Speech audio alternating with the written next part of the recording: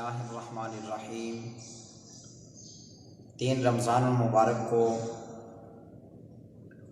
پیارے آقا کریم صلی اللہ تعالیٰ علیہ وآلہ وسلم کی پیاری لخت جگر حضرت سیدہ کائنات سیدہ طیبہ طاہرہ راکعہ ساجدہ راضیہ مرضیہ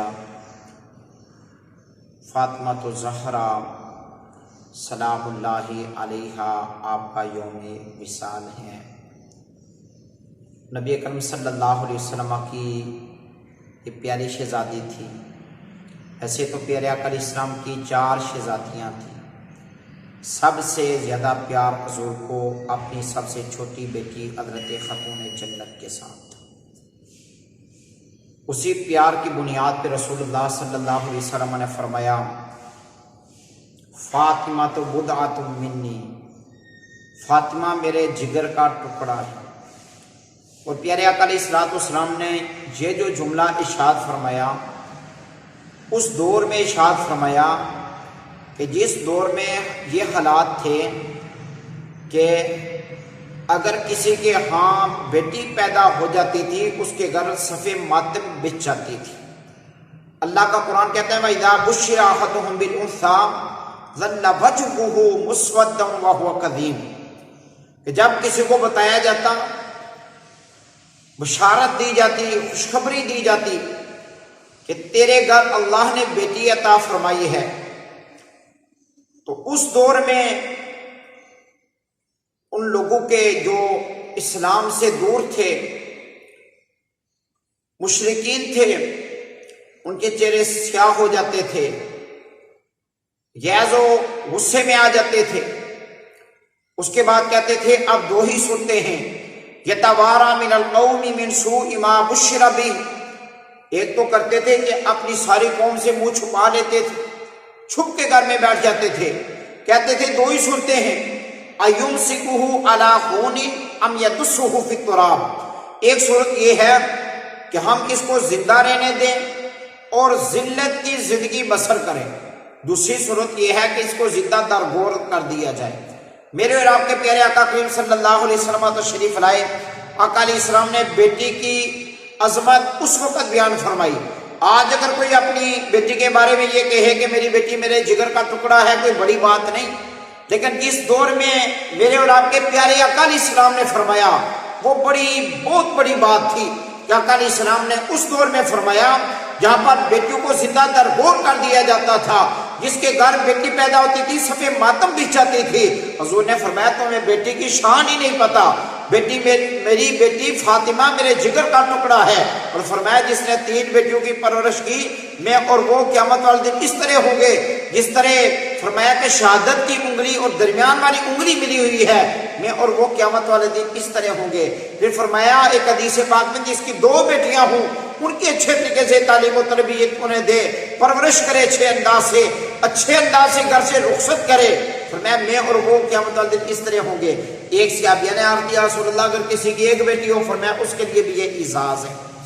حضرت خاتون جنت رضی اللہ تعالیٰ عنہا، آپ کے بارے میں جو رسول اللہ صلی اللہ علیہ وسلم نے ارشاد فرمایا فاطمہ میرے جگر کا ٹکڑا ہے، یہ حدیث پاک کا مرادی معنی ہے، لیکن ایک اس کا لفظی معنی بھی ہے کہ فاطمہ میرا ٹکڑا ہے، یعنی اگر میں سخی ہوں فاطمہ صحابت کا ٹکڑا ہے، میں علم والا ہوں تو فاطمہ علم کا ٹکڑا ہے، یعنی ان کے پاس بھی علم کا ایک وافر حصہ ہے، میں اگر شریف ہوں تو فاطمہ بھی شرافت کا ایک ٹکڑا ہے، میں سخی ہوں تو فاطمہ صحابت کا ایک ٹکڑا ہے۔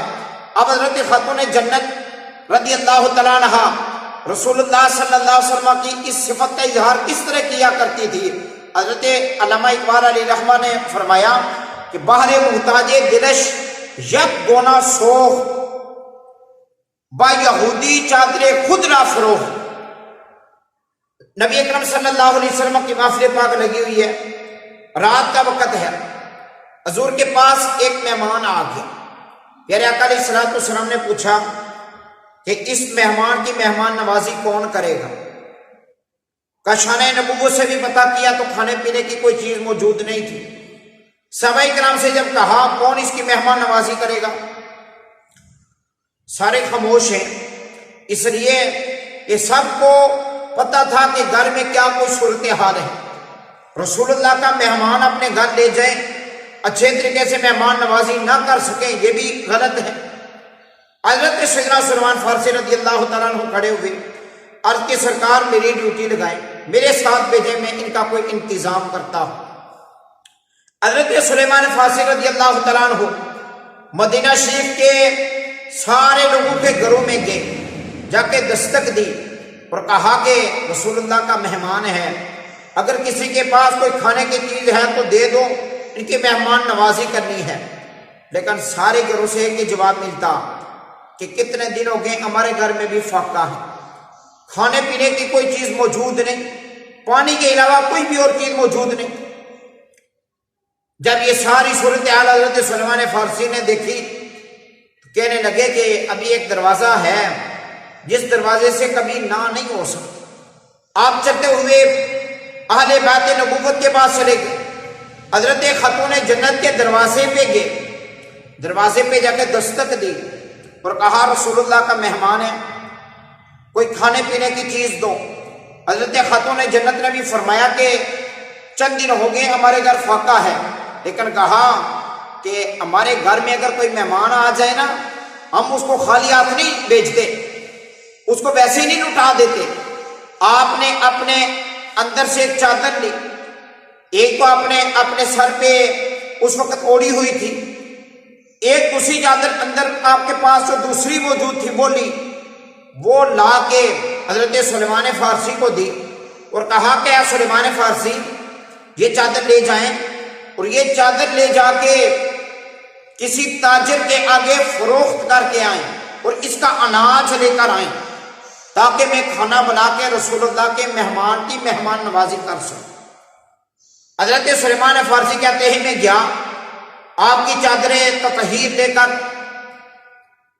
ایک یہودی کے پاس گیا، جا کے یہودی کو وہ چادر پیش کی، سارا واقعہ بھی سنایا۔ یہودی کہنے لگا سلیمان فارسی چادر کی بات بعد میں کرنا، باقی باتیں بعد میں کرنا، پہلے مجھے رسول اللہ کا کلمہ پڑھو۔ سلیمان فارسی نے پوچھا وجہ کیا بنی ہے، کلمہ پڑھنے کی وجہ کیا بنی ہے؟ حضرت سلیمان فارسی کی بارگاہ میں وہ یہودی کہنا لگا اے سلیمان فارسی رضی اللہ تعالیٰ عنہ، میں نے اپنی کتاب کے اندر زبور اور تورات کے اندر یہ بات پڑھی ہوئی تھی کہ نبی آخر الزمان صلی اللہ علیہ وسلم کی ایک نشانی یہ ہوگی کہ ان کی پیاری بیٹی، سب سے چھوٹی بیٹی، ایک محتاج کی ضرورت کے لیے اپنی چادر فروخت کر دی۔ تو کہا کہ مجھے پہلے کلمہ پڑھاؤ پھر بعد میں چادر فروخت کرنے کی بات کرنا۔ حضرت خاتون جنت رضی اللہ تعالیٰ عنہا آپ اس انداز سے سخاوت کیا کرتی تھی، گھر میں کوئی آ جاتا کبھی آپ نے خالی ہاتھ نہیں لٹایا۔